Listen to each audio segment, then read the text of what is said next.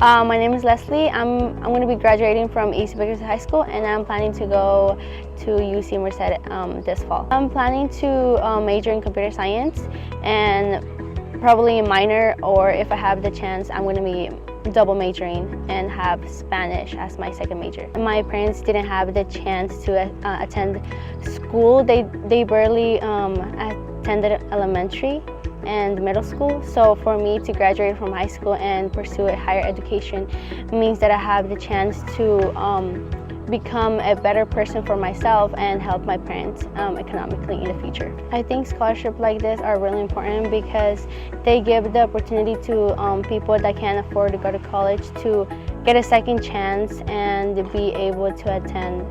Because like for me, I had the fear of not being able to attend just because of my financial needs. So a scholarship like this is going to help me continue my education without worrying about my financial needs. So I was excited and proud of myself because I knew that I have accomplished something good for myself.